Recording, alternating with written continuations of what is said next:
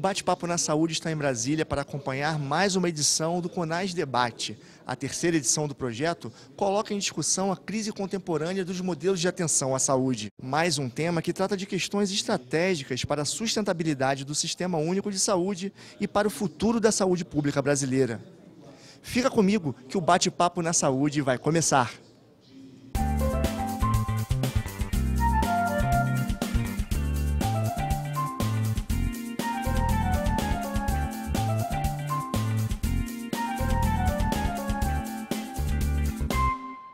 Eu vou conversar com Rafael Bengoa, ex-ministro da Saúde do País Basco. Rafael, obrigado por você estar aqui no Bate-Papo na Saúde. Encantado. Qual o maior desafio para a saúde pública nesse século XXI? Adaptarse a una situación epidemiológica completamente diferente a la que hemos tenido en el siglo pasado y en toda la historia de la medicina. En un momento en el que la demografía en Brasil o en España ya está desde hace 20 años diciéndonos que tenemos que cambiar, sin embargo, todavía no hemos hecho realmente el cambio que nos exige ese reto, que es un reto de poder atender obviamente muchísimo mejor a los enfermos crónicos en complementariedad con lo agudo, pero hacer que el modelo asistencial sea mejor que el que es para los enfermos crónicos. Ese es el gran reto. Hoje os modelos de atenção à saúde, eles não estão desenhados para atender esses problemas crônicos. No, tenemos un chasis organizado, modelo organizativo, el modelo de recursos humanos, la forma de ejercer, de medicar, de operar. Está todo razonado para la enfermedad aguda, el episodio agudo. Y eso es bueno, eso lo hacemos muy bien en todos nuestros países. Lo que pasa es que la mayor parte de los enfermos ahora tienen una dolencia crónica y por lo tanto es importante que ese chasis, ese modelo organizativo empiece a girar hacia esas necesidades. La gran diferencia entre un momento agudo y un crónico es que los crónicos es para toda la vida, tienen la enfermedad para toda la vida. Una dolencia aguda es un episodio que tratas un día y la gente se va para casa. Lo otro necesita estar continuamente en contacto con el sistema y el sistema con ese enfermo para gestionar bien esa enfermedad durante toda la vida, porque las enfermedades crónicas no se curan. Rafael, hoje aqui na sua exposição no CONAS Debate, você disse que nós não podemos fazer saúde hoje, no século XXI, como fazíamos na década de 70. Queria que você explicasse um pouco isso. Sí, es decir, si uno intenta a los tipos de enfermos que tenemos hoy atenderles con el modelo organizativo anterior, el sistema está continuamente chirriando, está protestando.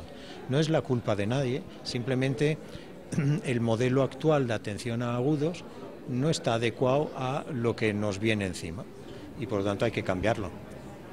E uma outra exposição sua que você falou que é preciso mudar, né? Passar de um sistema passivo que espera esse paciente para um sistema de saúde ativo. O que é esse sistema de saúde ativo? Un sistema de salud activo es el que está actuando sobre las personas que ya tienen una enfermedad, una diabetes, una hipertensión, una insuficiencia cardíaca, un problema respiratorio, crónico, etcétera, pero que está interviniendo antes de que se pongan malos, que se empeoren y aparezcan por urgencias y vayan a ocupar una cama en un hospital. Entonces ya sabemos actuar y trabajar con los pacientes a domicilio con sistemas telemáticos que nos estén mandando información sobre su diabetes, su hipertensión, etcétera. Sabemos hacer mucho más control de esos pacientes en la atención primaria también, y lo que intentamos es hacer todo que el sistema sea proactivo y que no ande esperando que la gente, que el enfermo se ponga peor y que aparezca por urgencias. Eso es medicina activa versus medicina pasiva, que es la que tenemos todavía en muchos países. E qual o papel do paciente nesse sistema? El paciente, hemos ido creando históricamente un paciente pasivo, como el modelo era pasivo, Un paciente pasivo es aquel al que le dices, como médico, le dices, ven a verme dentro de 4 meses y ya veremos lo que hacemos.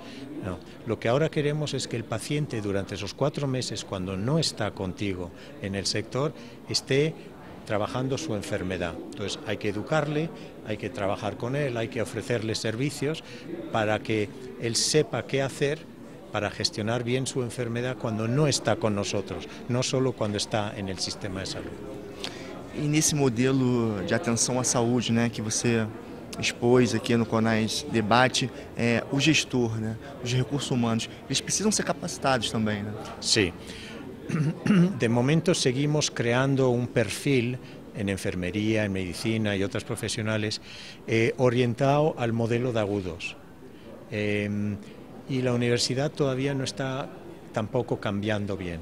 Entonces va a haber una desincronía entre los recursos humanos que salen de nuestras universidades y el modelo de atención que queremos dar.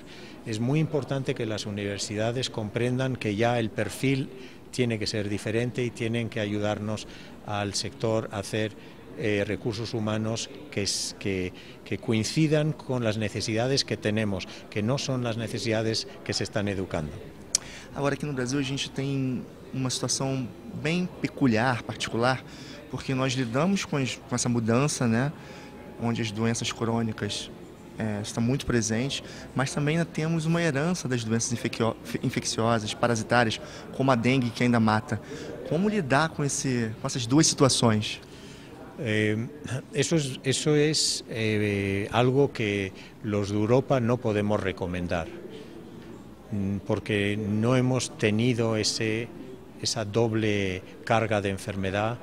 Hemos tenido la suerte de poder solucionar el problema de las dolencias parasitarias e infecciosas y ahora estamos intentando pegar. En países como Brasil es necesario atender a las dos, pero sería presuntuoso que alguien de Europa que no ha gestionado las dos diga lo que hay que hacer. Porque aqui no Brasil a gente tem que lidar também com os determinantes sociais da saúde, que é a pobreza, falta de acesso à educação, e isso na Europa não acontece. Então o desafio aqui no Brasil é muito maior, né? Sí, pero en Europa también acontece. Es decir, hemos empezado en los últimos años a comprender que los determinantes de salud, la vivienda, los estilos de vida, la pobreza, determina mucho los resultados en salud. Todavía andamos muy lejos todos, de saber cómo trabajar de forma intersectorial. Yo creo que las dolencias crónicas nos van a abrir una puerta en ese sentido, porque las dolencias crónicas son aquellas que necesitan que cambie muchos de los determinantes de las personas. Y yo creo que el modelo al que vamos nos permite también trabajar las desigualdades de una forma nueva. Es decir, al movernos de un modelo pasivo a un activo y el activo apuntamos mejor a quien nos necesita más, vamos a poder atender mejor las desigualdades sociales desde la sanidad que antes. Queria que você falasse agora de uma forma bem objetiva a sua experiência na Espanha, né? Aqui na sua apresentação você falou que é preciso organizar a saúde de forma estratificada, né? Queria que você falasse um pouco dessa experiência. Como é que foi essa experiência na Espanha?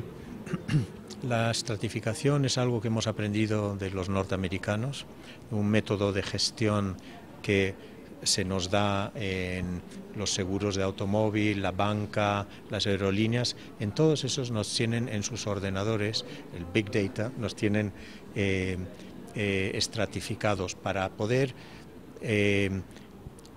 dirigirse a nosotros de forma especial en función de nuestro riesgo. En sanidad no hemos hecho eso y ahora lo sabemos empezar a hacer, sabemos estratificar la población, en el País Vasco ya hemos estratificado la población, otros países también, y lo que es importante es que una vez que uno ha estratificado quién es el que más te necesita, puedes apuntar tu intervención, puedes apuntar tus recursos humanos, puedes decidir a quién vacunas antes que a otros, puedes decidir qué grupos vulnerables quieres dirigirte antes. Y por lo tanto es absolutamente imprescindible esa herramienta de gestión hoy en día. E qual o papel do setor de saúde suplementar, saúde privada, nessa organização da saúde pública? En la mayor parte de los países europeos el sector público aporta la mayor parte de los ingresos para financiar la sanidad. Unos lo hacen en un sistema de seguros y otros por impuestos, pero no importa, básicamente el sector público, por ejemplo en España, aporta un 6,5% del Producto Nacional Bruto al sector público. Y luego hay un 2% que viene de la sanidad privada. Y en el caso de España es doble aseguramiento, es decir, uno está cubierto de todo por el sector público, también en Alemania y en otros países, y aquel que quiere, los que tienen más dinero, se hacen un seguro privado. Pero es importante que el sector público esté invirtiendo, pues probablemente, si comparamos, entre 6 y 8% del Producto Nacional Bruto desde el sector público para tener un sector público digno que sepa ofrecer prácticamente todo al sector. Que luego existe la opción privada de un seguro privado para aquellos que lo quieren pagar, bien, pero no creo que debemos de entrar en un modelo en el que hay sector público para pobres y sector privado para ricos. Aqui no Brasil existe grande problema a ser resolvido, que é a dívida da saúde suplementar privada com o Sistema Único de Saúde, porque acaba que muitos pacientes acabam usando o serviço de alta complexidade do SUS, como o tratamento de câncer, tendo plano de saúde. Existe isso também na Europa? Existe, mas en Europa lo que ocurre es que los sistemas de información permiten detectar quién está haciendo esas cosas. Si hay alguien en el sector privado que está mandando a los pacientes complejos, los que no son interesantes económicamente al sector público para ser atendidos, pues eso se ve ya en los sistemas de información. Por lo tanto, uno puede intervenir y decir que no nos interesa. Lo que parece importante es que el sector público y el sector privado, los dos, sean muy transparentes. Parece ingenuo decir eso, pero es muy importante que los sistemas de información ahora nos van a hacer muy visible y van a obligar a la transparencia para que un sistema no pueda depender del otro. Si uno tiene un sistema privado en un país, está bien, es complementario al sistema público, pero no debe vivir a costa del sistema público. A tecnologia da informação, né, a informação em saúde, ela é uma ferramenta fundamental para gerir essa atenção à saúde. Aqui no Brasil, no SUS, nós estamos desenvolvendo por muito tempo o cartão SUS justamente para integrar esses níveis de atenção. E foi que você colocou que é fundamental, né? Sí, a integração desses níveis de atenção. Es muy importante, es decir, yo creo que hay... Para controlar lo que comentábamos al principio, las enfermedades crónicas, hace falta un sistema de atención primaria muy fuerte.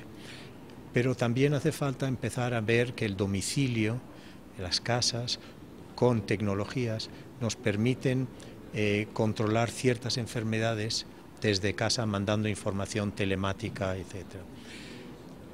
Esto obliga, estas tecnologías más las tecnologías de los sistemas de información y las de la tarjeta sanitaria, todo ese mundo digital que ha tardado mucho en llegar a la sanidad, ahora está dando muchas oportunidades de cambio al sector y nos va a permitir encontrar pistas para la sostenibilidad del modelo gracias a las tecnologías, aunque obviamente no es lo único que hay que hacer muchas más cosas con recursos humanos, organización, pero las tecnologías van a ser un gran aliado.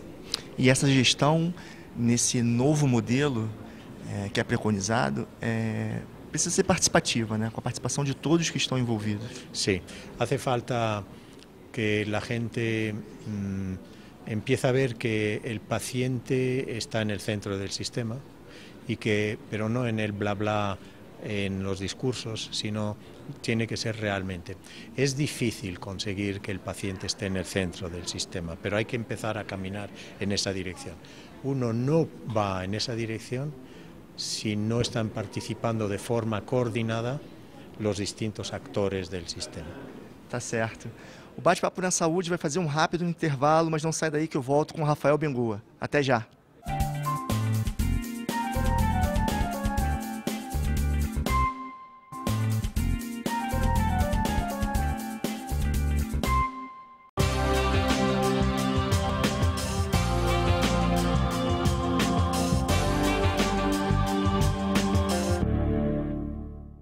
Bate-Papo na Saúde está de volta. Eu estou conversando com o Rafael Bengoa, ex-ministro da Saúde do País Basco. A gente está aqui no CONAS Debate. Rafael, queria falar um pouco agora de financiamento, né? Que é uma das grandes discussões aqui no Sistema Único de Saúde. Você deu o exemplo da hepatite C com novas tecnologias, né? Um remédio que está surgindo muito caro, talvez o sistema não dê conta disso. Como que a Espanha, na sua experiência, está tentando resolver essa situação? Sí, España y muchos países, y imagino que Brasil también, vienen una batería de medicamentos que van a ser muy necesarios pero muy caros para el cáncer, para la hepatitis C, etc.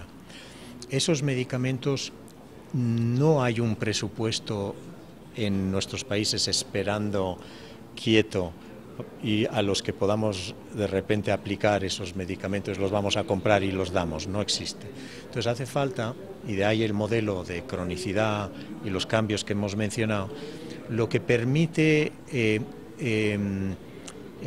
identificar fondos en el modelo actual que son fondos de ineficiencia. Por ejemplo, el hecho de que los pacientes estén llegando a urgencias cuando no tienen que llegar a urgencias porque no hemos actuado antes, ahí se nos pierden millones. El hecho de que los pacientes no tengan una buena salida del hospital y se nos queden en el hospital cuando ya no necesitan cuidados complejos, ahí se nos van millones. Se nos van millones también en hacer cosas a los pacientes diagnósticas y de tratamiento que no tienen valor clínico. Por ejemplo, muchas radiografías de espalda o de cabeza que no tienen valor clínico. Entonces, si nosotros podemos identificar todas esas ineficiencias, ahí se libera mucho dinero y se podrán comprar los medicamentos. Pero el dinero tiene que venir de la búsqueda de nuevas eficiencias dentro del modelo asistencial. Es demasiado fácil decir, bueno, pues como necesitamos más cosas, van a poner más dinero. En algunos países, quizá es el caso de Brasil, se pueda todavía poner más fondos en el sector público para comprar esos medicamentos, porque que yo sepa, Brasil todavía está en un 4% de financiación del sector público. En Europa, como hemos dicho, ya tenemos un 6,5, un 10. Entonces, depende un poco en qué país nos encontramos. En los países donde ya estamos invirtiendo mucho en el sector salud público, esos medicamentos y nuevas tecnologías solo se podrán pagar haciendo mejor lo que estamos haciendo. En los países que todavía pueden invertir, quizás se puedan pagar añadiendo nuevo dinero. Aqui no Brasil o SUS enfrenta um problema que virou até um fenômeno, que é a judicialização da saúde, né? Usuários entram na justiça para conseguir medicamentos caros. Na Espanha, ¿a España también enfrenta ese problema? No, en España no existe. Eso es la influencia norteamericana sobre Brasil, que se judicializa muchas cosas en medicina, también desde el punto de vista de la presión de los pacientes, etc. En Europa no se da mucho ese caso y no es una forma de conseguir en general más tecnología o más medicamentos en el sistema. Algo sí hay, es decir, hay personas que de repente se les ha negado un medicamento y han ido a la prensa y la prensa ha ido creando una situación política de darle a esa persona ese medicamento, pero es más bien raro. Tenemos que poder ofrecer todo lo que viene, todo lo que sale, aunque sea muy caro, pero buscando eficiencias en el modelo actual. Mas como é que se resolve essa equação? Falta de recursos com o direito à saúde universal. Yo creo que es muy importante mantener en las constituciones de nuestros países, aunque haya crisis, el concepto del derecho a salud. Esto lo dice muy bien Eugenio Villasa y la gente del CONAS. Es muy importante que, aunque no podamos ofrecer ahora todo lo que se merecen nuestras poblaciones porque no hay bastante dinero, no hay que entonces eliminar el concepto de derecho a la salud, porque poco a poco debemos de poder ofrecerles a todo lo que sí tienen derecho. Por lo tanto, en algunos países, que no creo que es el caso aquí, se está intentando eliminar el concepto de derecho o en la Constitución o en una ley, etcétera. Eso no es buena idea, es muy importante mantener eso, porque los países que tienen los usuarios derecho a la salud, no es un lujo que se les da, sino tienen derecho, esos países tienen mejores resultados que los que no. Você acha que, mesmo em países como o Brasil, acho que é o único, com uma população de 200 milhões de habitantes, é possível fornecer atenção universal y gratuita de saúde para todos? Sí, en relación al modelo del que estamos hablando, los cambios que se están sugiriendo hacer, no importa el tamaño del país. Es decir, en todos nuestros países se pierde dinero por estar en un modelo de agudos intentando atender enfermos crónicos. En unos países, si se cambia el modelo, pues se liberará más dinero que en otro país que es más pequeño. Pero hace falta hacer el cambio, pero ahí se liberarán más fondos y se podrá dar más servicios a la población. Por lo tanto, ahí el tamaño no importa tanto. Então você acha que o problema pode ser combatido com uma gestão eficiente? Sí, va a hacer falta una gestión mucho más eficiente en la que hemos hecho, pero solo la gestión no va a bastar. Es necesaria una transformación del modelo asistencial y hacerlo con los clínicos y la enfermería y todos los profesionales, y eso se puede hacer y ya estamos en buen camino, hay muy buenas soluciones y yo soy muy optimista con que se pueda hacer. E qual o papel da comunicação em saúde nesse novo sistema? Como é que a comunicação em saúde ela é tratada na Espanha, na Europa? Hemos tenido la gripe aviar y las gripes de A1, H1. Nos hemos dado cuenta, los que estamos en salud pública y en el sector, nos hemos dado cuenta de que los medios tienen que ser un aliado y no simplemente un grupo que está contando lo que les interesa o lo que nos interesa, sino que en un momento, por ejemplo, epidémico, que ocurrirá un día, ocurrirá porque los virus están todo el día mutando, es muy importante que los medios de comunicación ahí sean un actor más, ayudando a un ministerio a divulgar bien la información a la población, que no buscando la parte más rosa o la más delicada del tema. Sobre los cambios de los que venimos hablando, pues tienen un factor muy importante, explicándolo obviamente muy bien y diciendo a la población, mira, es que ahora están cambiando las cosas, es muy importante que el modelo asistencial ustedes entiendan que vamos a tener que hacer más cosas a domicilio, más cosas a atención primaria y menos en hospitales. Y por lo tanto, si los medios de comunicación consiguen vehiculizar eso bien, mejor. E agora, só para encerrar, você acha que o Brasil está no caminho certo, então investindo na estratégia de saúde da família, na atenção primária, na prevenção?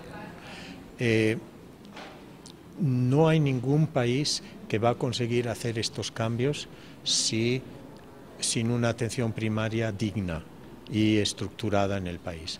Es imposible hacer esta transformación y por lo tanto se va a seguir en un modelo de agudos trasnochado si no hay una fuerte atención primaria.